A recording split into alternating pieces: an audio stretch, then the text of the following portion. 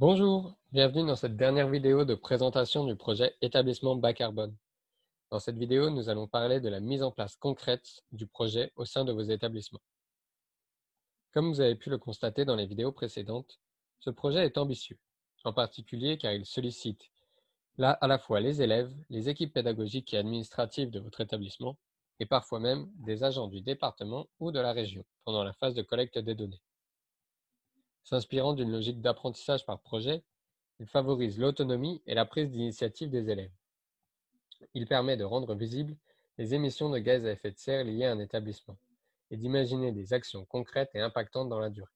Il s'inscrit donc parfaitement dans un projet d'établissement. Le projet établissement bas carbone a été conçu pour s'étaler sur une année scolaire. Il se compose de 5 phases. En bleu, 2 phases de sensibilisation, d'abord des professeurs, puis ensuite des élèves. En rouge, une phase de collecte des données, puis de calcul du bilan carbone de l'établissement, et enfin en vert, une dernière phase de création d'un plan d'action.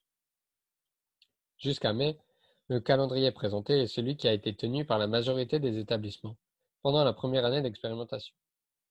Ils sont donc tous parvenus à finaliser leur bilan carbone à la fin mai. Cependant, un seul établissement a pu commencer à rédiger un plan d'action.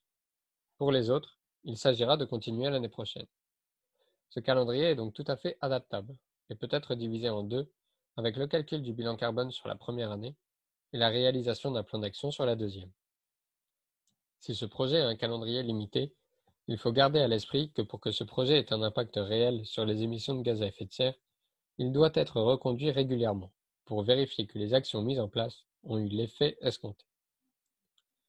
Pour cette première année, 6 établissements ont participé au projet, 4 collèges et 2 lycées, principalement en région parisienne, en raison de notre recrutement précédent. Une majorité des professeurs encadrantes enseignaient les sciences naturelles, SVT ou sciences physiques, mais des professeurs de français ou de langue étrangère s'en sont très bien sortis.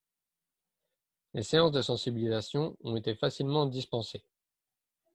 D'une part, car les contenus que nous proposons sont relativement autoportants, et d'autre part, parce que les élèves, quel que soit leur niveau, étaient déjà un peu sensibilisés aux enjeux environnementaux.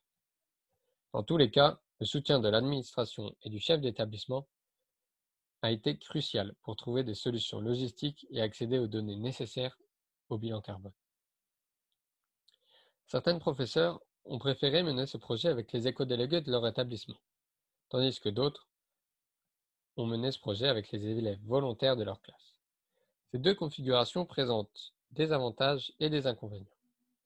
Les éco-délégués sont en général plus motivés pour mener ce projet, mais il n'était pas évident de les réunir l'année dernière, à cause des contraintes sanitaires, mais aussi tout simplement de la difficulté de faire coïncider leurs différents calendriers. Tandis qu'il est plus facile de réunir des élèves d'une même classe, et un peu moins de maintenir leur enthousiasme pendant toute la durée du projet.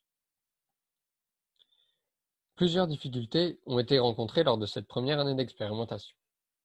Et si nous travaillons à leur résolution, il est important de les avoir en tête pour les anticiper et les éviter. La plus grande difficulté identifiée est le manque de temps dédié au projet. Ainsi, dans les collèges, des réunions de travail ont pu s'organiser à peu près une fois par semaine, souvent sur les temps du midi. Au lycée, il a été plus difficile de réunir les élèves et les séances de travail ont plutôt eu lieu une fois par mois, avec beaucoup plus d'autonomie laissée aux élèves. Ainsi, il est primordial de réserver une réelle place à ce projet dans l'emploi du temps scolaire, sans quoi il devient difficile de réunir les élèves et les professeurs.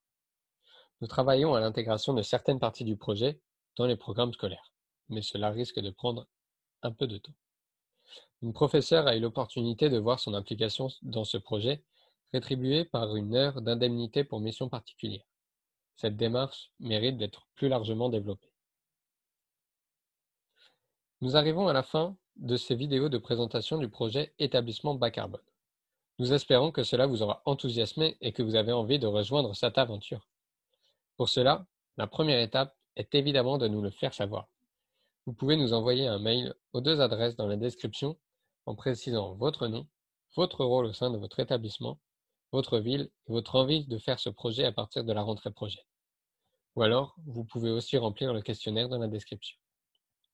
Ensuite, Il s'agira pour vous de convaincre l'administration et les professeurs de l'établissement de la pertinence de ce projet et obtenir leur soutien.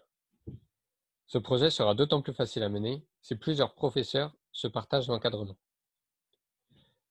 Vous pouvez aussi commencer à réfléchir à l'organisation concrète de ce projet, en répondant à des questions du type: avec quels élèves faire ce projet? Sur quel créneau horaire? Quelle temporalité est-ce que vous visez? Etc. Enfin, prenez le temps de vous approprier les contenus fournis, les séances pédagogiques, ainsi que les activités ludiques que vous voudriez proposer. Pendant les vacances, vous n'aurez peut-être pas l'occasion d'avancer sur ces sujets. Mais rassurez-vous, le projet Établissement bas carbone ne commencera officiellement qu'à partir de fin septembre, avec un événement de lancement prévu le 24 septembre à Paris.